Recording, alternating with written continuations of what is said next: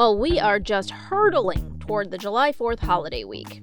Annual fireworks displays are back on, and we suspect grills are heating up in anticipation of some serious barbecuing.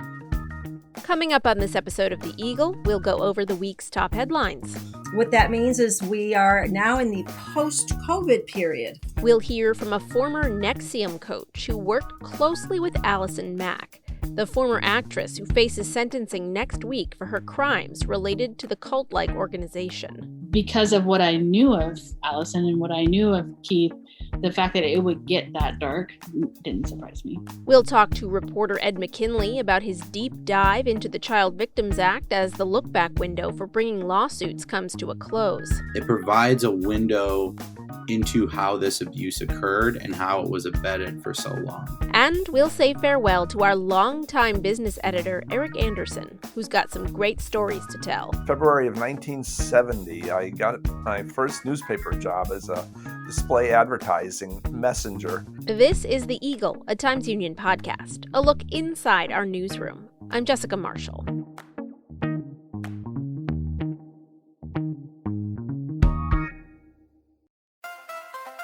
If you're enjoying this podcast, take advantage of all the Times Union has to offer and support our efforts to bring you award-winning journalism by becoming a Times Union member today. Go to timesunion.com/subscribe.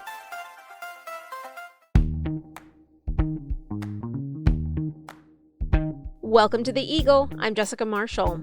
First up, let's go over what appeared this week in the Times Union and on timesunion.com. All right, Susan Mahalik, managing editor for news. Thank you for joining us this week. We're going to go over the top headlines. Let's start with Governor Andrew Cuomo rescinding the coronavirus emergency declaration. Can you tell us more about that? Yes, certainly, Jess. Thank you. So on Wednesday of this week, Governor Cuomo declared that the coronavirus emergency in New York State is officially over as of Thursday, June 24th. What that means is we are now in the post-COVID period. And this is happening because at least 70% of New Yorkers who are eligible for vaccines against the virus have received at least one dose of the vaccine. That 70% threshold isn't something that New York made up. We're following federal guidelines on that. And for regular citizens like you and me, that means that we can pretty much return back to normal life if we're vaccinated. And for Cuomo, it means on a political level, his expanded powers to change laws and regulations that interfered with the state's efforts to fight the virus are now expired. That was a point of political contention as the pandemic wore on, that, he had too much power to, shift things in the directions he wanted them to go. During the height of the crisis, Cuomo's profile, of course, was raised nationally as people across the country tuned into his daily briefings about the virus. And this was especially so during the administration of former President Donald Trump, when there wasn't a lot of news coming out of Washington. People across the country sort of looked to Cuomo as a leader. Of course, in recent months, Cuomo has been on the defense after a lot of questions have been raised about his counting of coronavirus deaths among nursing home residents and how the state dealt with that. And also numerous women have come forward with allegations of sexual harassment. So he's on the defense lately. And he's also been taking heat over the $5 million book deal that came out of his rise in fame for dealing with the coronavirus crisis. And so as of today, Jess, we can go back to life as normal, according to Governor Cuomo.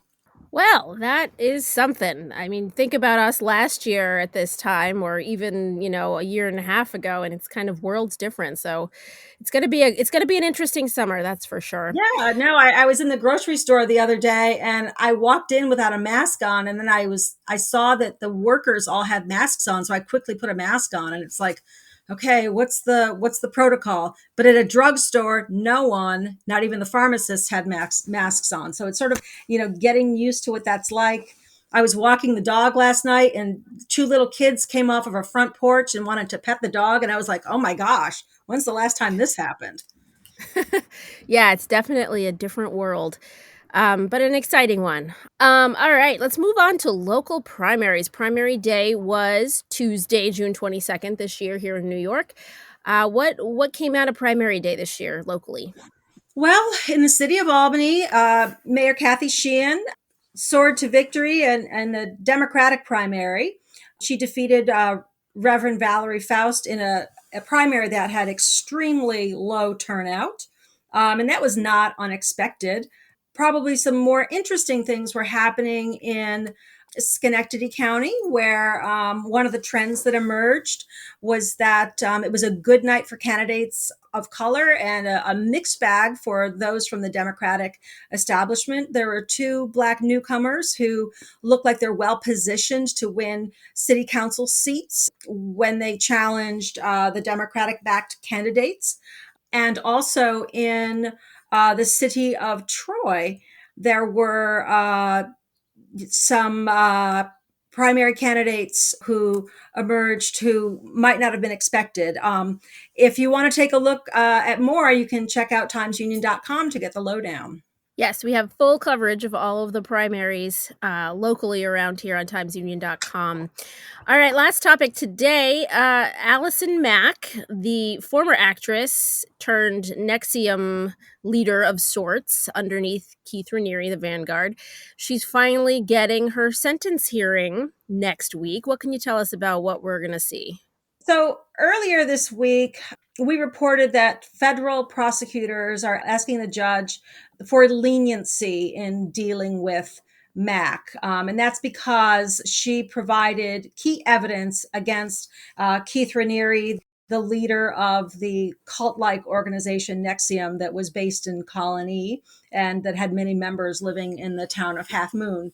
Prosecutors said that Mack, who's now 38, gave them a recording of Raniere instructing her about how the female slaves, I'm putting that in quotation marks, in a secret group called Dominus Obsequious Sororium, or DOS, also known as the Vow, should be branded to make it look as if they had not been coerced into having this done to them. If you remember, there was this secret group that, women were enticed to be in this group, thinking that it was going to help them, become their best selves. And they were convinced to be branded with what turned out to be initials of Keith Raniere.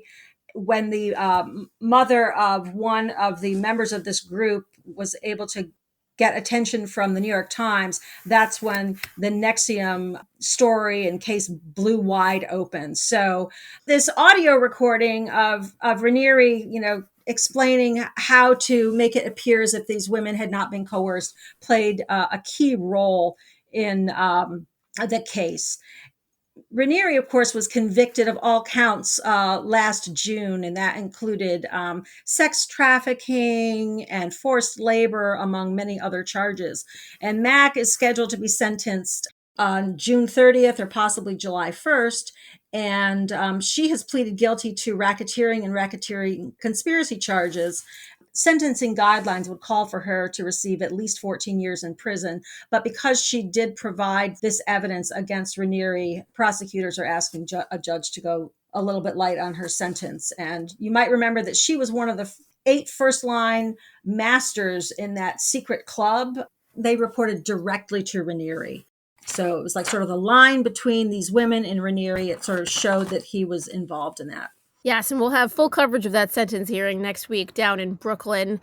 Also, if you are eager for more NXIVM news, we have another podcast, our sister podcast, NXIVM on Trial. Check that out wherever you listen to podcasts. Susan, thank you so much for joining me this week. All right. Thanks, Jess. As always, you can read more about all the stories and the issues that we discuss on this podcast at timesunion.com. As we discussed during the last segment, former Smallville actress Allison Mack faces sentencing next week for her crimes involving NXIVM, the colony-based purported self-help organization led by the now-convicted Keith Raniere. Ahead of Mack's appearance in a Brooklyn courtroom on Tuesday, criminal justice reporter Rob Gavin spoke with former NXIVM coach Tabby Chapman. She worked closely with Allison Mack during her time with NXIVM, and she talked about her experience.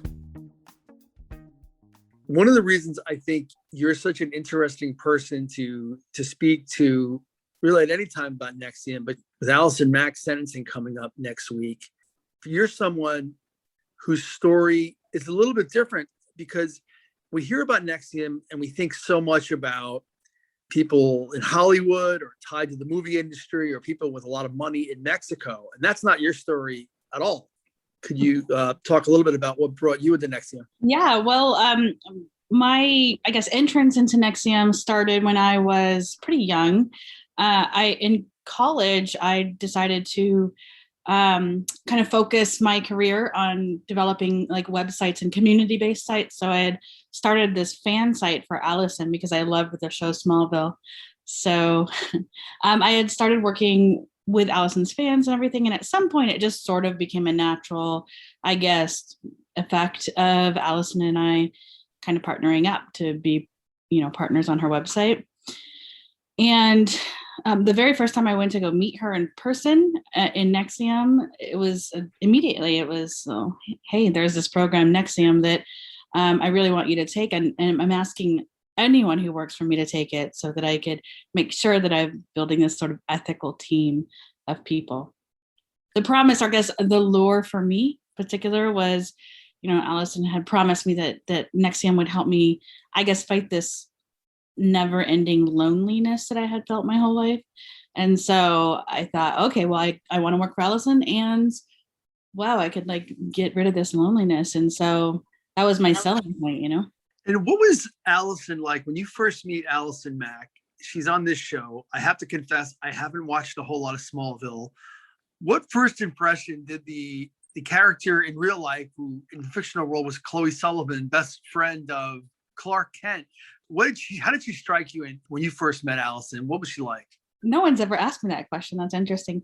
Magical, like charming, like wonderful. She was the kind of person that you wanted to be next to, because the sort of positive energy that, well, I guess the sort of energy that she would exude was something that you wanted, like a drug almost, Sometimes it was positive and sometimes it was very clearly, filled with some negative energy. But even with the negative energy, it was so like charismatic that you really wanted to kind of be in her presence. When you first start taking classes, it's in Vancouver, I believe, right? So I moved from California to Vancouver to work, more closely with Allison on her website and everything. We were always coming up with these cute little ideas of ways to engage her fans. And while I was there, I started taking, ethos classes and things like that in Vancouver. At some point, I guess with a lot of people, they get further into, you decide, I'm going to go deeper into this community. And you end up moving to the Albany area. How close did you work with Allison Mack when you come to Albany? And what part did Allison play in that? So initially, Allison didn't live in Albany. She didn't move to Albany until a little bit later. She maybe around 2009, 2010. So prior to that, she was just sort of traveling back and forth frequently. Generally, I would see Allison every time she visited because I would help her with her website, or with, I'm the one that taught her how to use Twitter. And, I remember that very clearly. Yeah. So I worked pretty closely with her on those website projects, or the little like businesses she thought of, like Juicy Peach and stuff like that. Like I was working pretty directly with them. I think she had a poetry project. So anyway, there was always some type of project that I was working with her on every time she came. Since she wasn't my coach, we didn't have necessarily a reason to have direct access. Once she was like validated as someone who was sort of important in the organization, that's my opinion anyway, that like you can't help but to give feedback to people. It's kind of like that Stanford prison experiment, right? So once you get the power, you can't help but to use it to people. And I think that's sort of really where our relationship, professional and or personal, started to take a severe nosedive, because I thought she was going to be this safe entity that would make me feel that charisma, that charm that I had originally felt. But instead it turned into like adjunct criticism and feedback from the organization. When you heard that Allison Mack and Keith Raniere were charged back in 2018 in Mexico, and they're the first two, and you start hearing about DOS and all these things, what went through your mind? It was this dichotomy, right? So one was like, oh my goodness, I don't know what to think. And then the other one was, wow, this is not surprising or shocking at all. But I had to go through my own journey of like instant journey of reckoning, I guess. So, I had been like denying many, many times, oh, this is not a cult. This is not a cult. This is not a cult. And then we get to this day that Keith is arrested. And, I think it was a couple of days later that the indictment was unsealed. And then that's when we find out that Allison's in hot trouble and stuff like that. I was in a state of shock because I had immediately sort of placed myself in that, I guess, because I had been involved in the program in and of itself. So yeah, I just dealt with like shock. And like I said, also none of it surprised me because of what I knew of Allison and what I knew of Keith. The fact that it would get that dark didn't surprise me. When you look at Allison Mack, she's described as someone who could be very charming, but could also be extremely vindictive, extremely controlling. She did not come off well during the trial of Keith Raniere. And I say that because we heard former DOS members testify. And as I think the stories of the control of the various trips that were taken. Talk about Allison Mack and what it was like to be on the wrong side of Allison Mack, the darker side of Allison Mack. The dark side. There were times when my relationship with Allison was, great, like a good friend. And then sometimes even on a dime, like things would be great. And then I would make a comment and this sort of like lashing out would occur.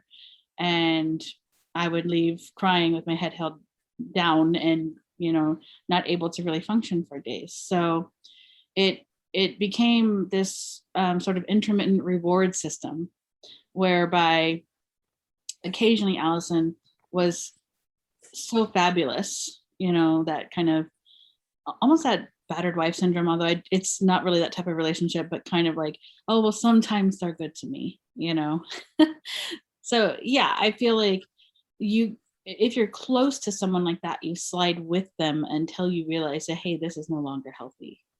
What was your reaction when you heard that the government asked Judge Nicholas Garofis to show leniency to Allison Mack, showing that she had offered what they called some substantial cooperation against Keith Raniere and Claire Bronfman as well, and that she actually provided a very disturbing tape, if you haven't heard it, in which he is dictating how women in DOS should be branded.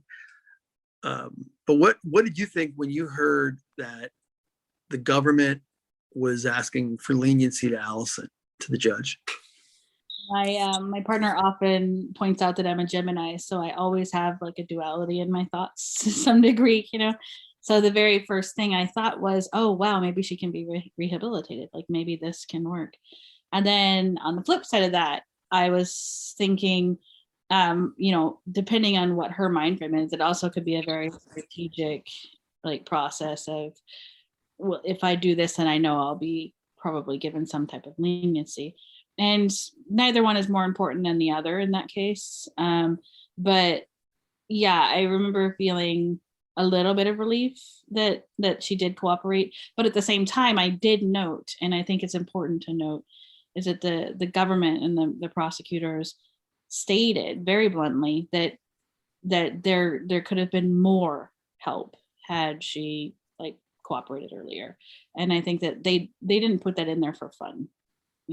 I think that's an important thing for us to know. What do you think would be a fair sentence for Allison Mack? Oh, that's a loaded question. First of all, I do trust the judge that he's going to put Allison in the right place. So that's really like ultimately my answer. I feel like if there is a possibility of rehabilitation for her, that she should go into that facility for the length of time it might take her to like fully kind of shed this harm that she's, that's been done to her, right? So I don't really know per se what the sentencing, I don't know how sentencing works, but I do know that if there is a possibility of rehabilitation, then whatever would facilitate that the most. To hear more of this conversation, and for more of the Times Union's coverage of the NXIVM saga, check out our sister podcast, NXIVM on Trial, wherever you listen to podcasts. After the break, we'll look at what's happened in the 2 years since the Child Victims Act passed in New York.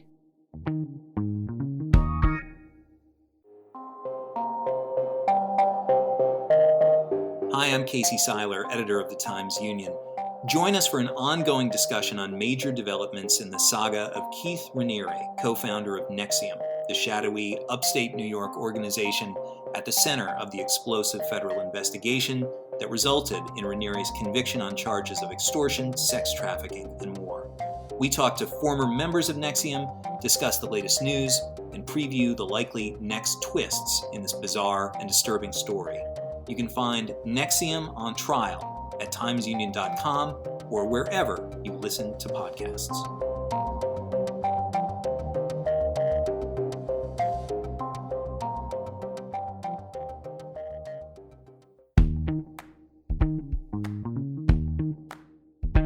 Welcome back. You're listening to The Eagle, a Times Union podcast. I'm Jessica Marshall. Victims have filed nearly 6,000 court cases in New York since the Child Victims Act passed in 2019. Yet none of those cases have gone to trial, and many details of alleged cover-ups of abuse by institutions like the Catholic Church and the Boy Scouts of America remain a mystery. Reporter Ed McKinley has taken a deep dive into what's transpired since the CVA took effect nearly 2 years ago, and what's happening now that the so-called look-back window is closing. Here's a conversation I had with him recently about it. Give me kind of like a history of the Child Victims Act. When it passed and kind of what's happened in the last 2 years. The history of the Child Victims Act really goes back to 2002. When you talk with people that work in child advocacy and child welfare, you hear a lot about the Boston Globe series on the Catholic Church in 2002 that won the Pulitzer Prize. There's a movie that won Best Picture about it. It's this very famous story about how the Catholic Church, their priests had been abusing kids, and there was this sort of institutional cover-up. And pardon my language, but I think that was basically an oh shit moment for people all across the world that were in charge of taking care of kids.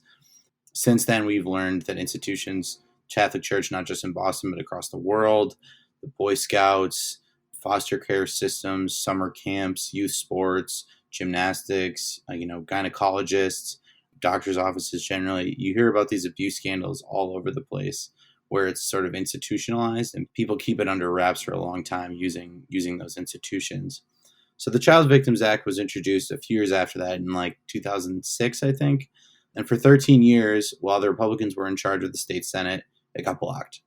It was opposed by the Catholic Church. They were the primary institution or force that was advocating against this bill. And I know that from speaking with the bill sponsors and from other people who were involved. The church would have priests speaking from the pulpit in the home districts of legislators, encouraging them not to vote for this. And, that they had a lot of sway, and it got it blocked for a long time. And even when it eventually passed the assembly, the Republicans wouldn't bring it to a vote in the Senate, despite, sort of claiming that there was enough support for it. So the Democrats take back the state Senate in the 2018 elections, and the Child Victims Act is ultimately passed in 2019 and signed into law on Valentine's Day, 2019. And the law does two key things. The first one is that it opened up forever the statute of limitations by a certain number of years. For a lot longer, I think you have decades longer to bring child abuse cases forward, criminal charges.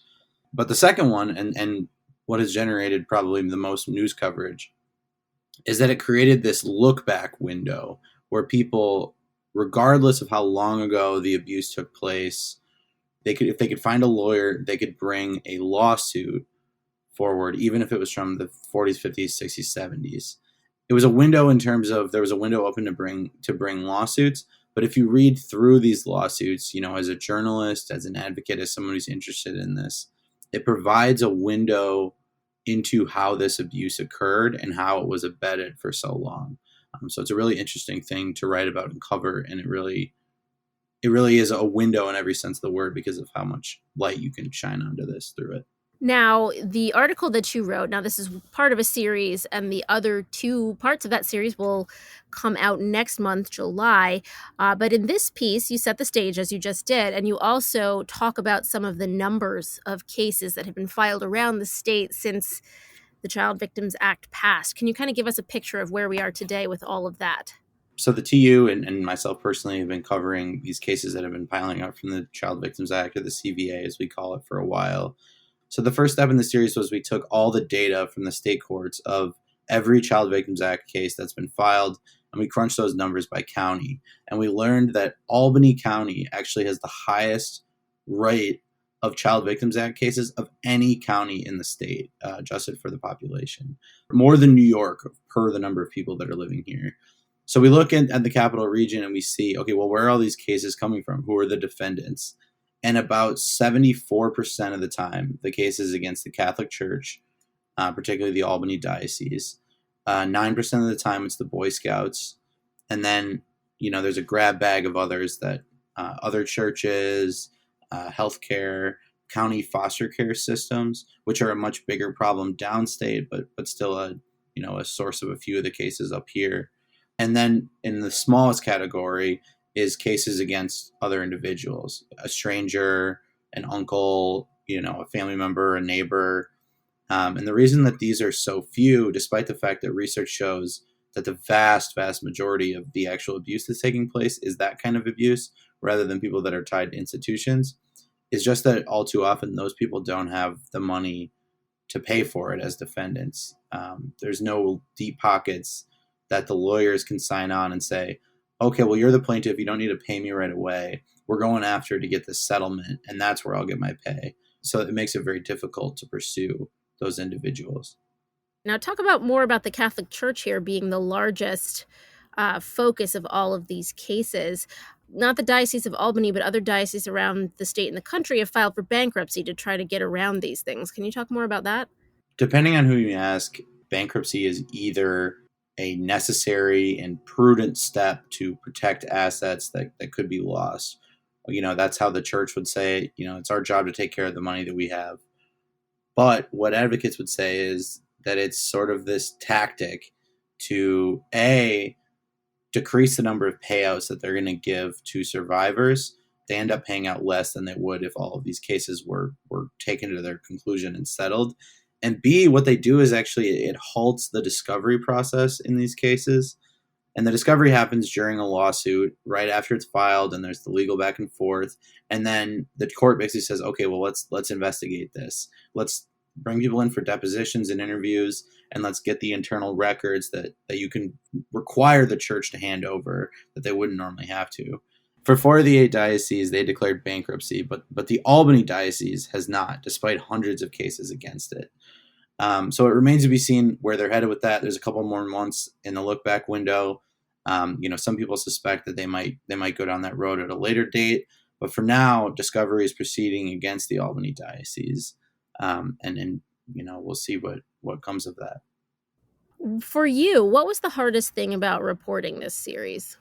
The interviews definitely are the hardest thing about reporting on this. The story that we're talking about was a lot of data stuff, a lot of speaking with advocates and reading through the legal complaints, and reading the legal narratives of what people went through can be really, really hard.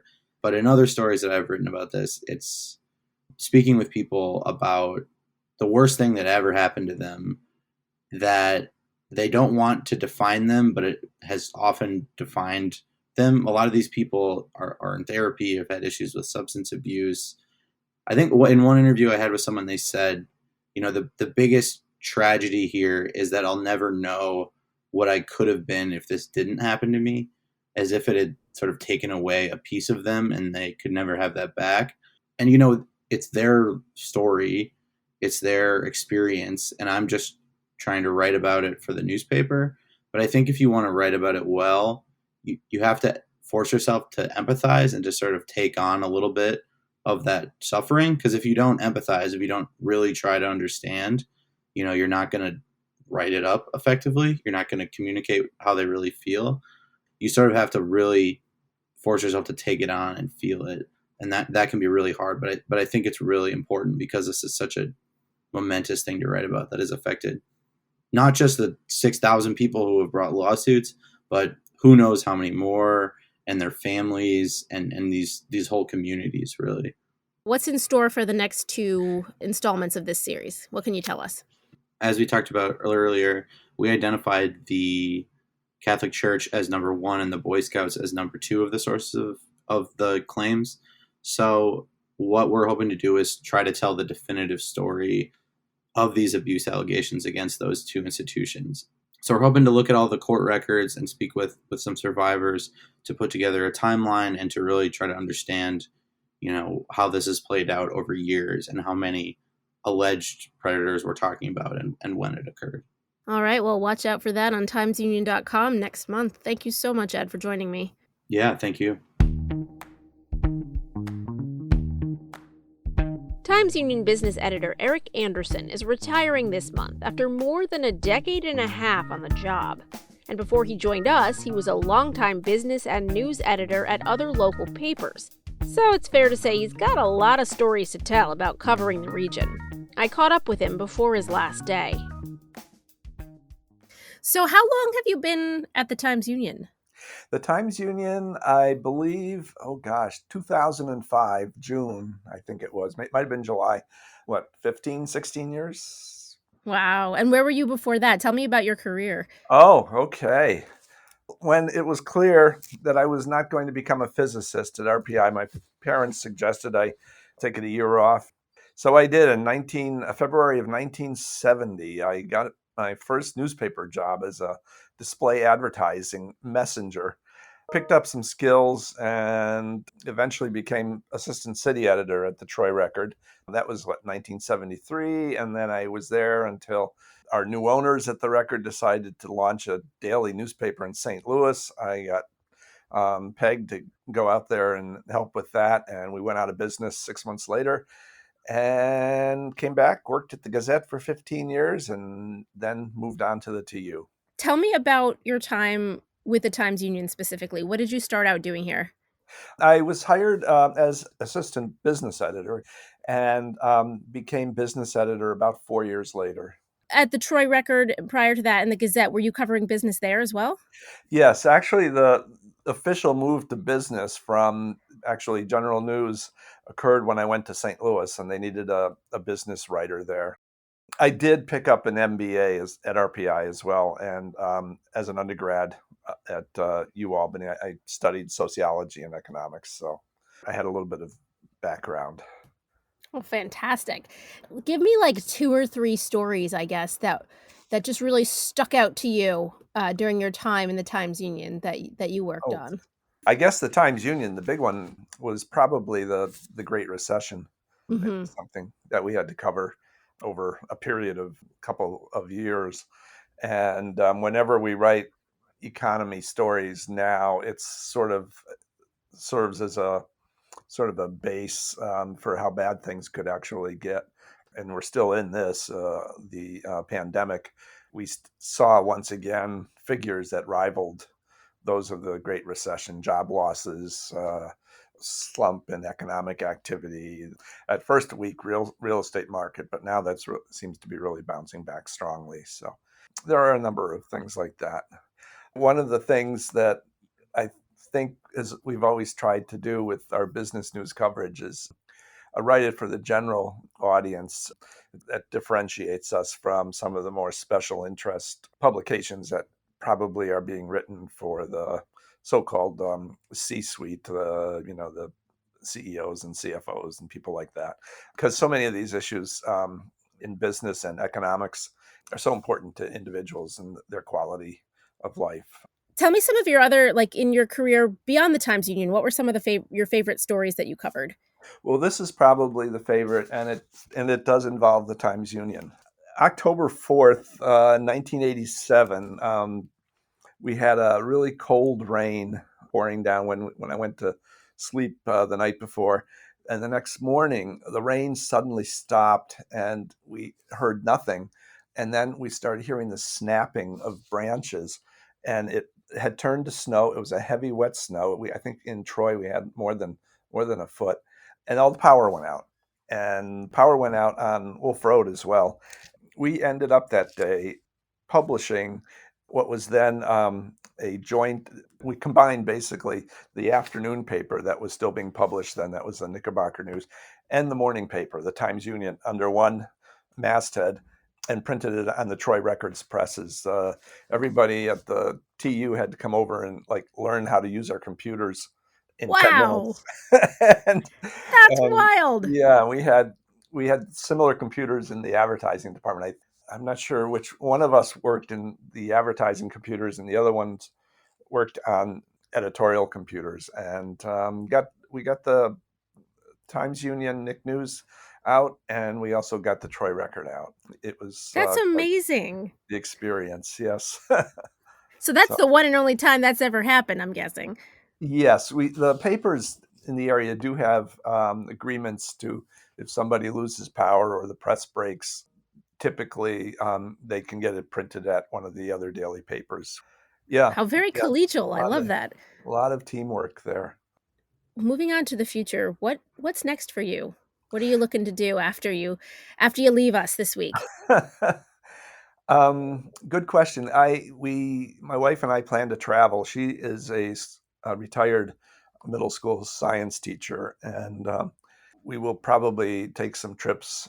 We already have a few plane tickets and a set of train tickets lined up. I'll probably continue some volunteer work. I had worked for a food pantry in Troy, and I'll continue to do that. And also probably will do some research at the local, the Hart Cluett Museum, the local historical society as well. And I don't know, I'll probably perhaps pursue some writing opportunities, some freelance work. But we're most definitely looking forward to travel. That's it for this week. I'm Jessica Marshall. We'll be back next week with another look inside the newsroom here at the Times-Union. In the meantime, check us out on Facebook, Twitter, YouTube, and Instagram, or head over to timesunion.com for the latest news and features. The Eagle is a production of the Times-Union. It's produced and edited by me, Jessica Marshall, with help from the Times-Union digital team and the newsroom. Special thanks this week to Susan Mahalik, Rob Gavin, Ed McKinley, and Eric Anderson for their reporting and contribution to this episode.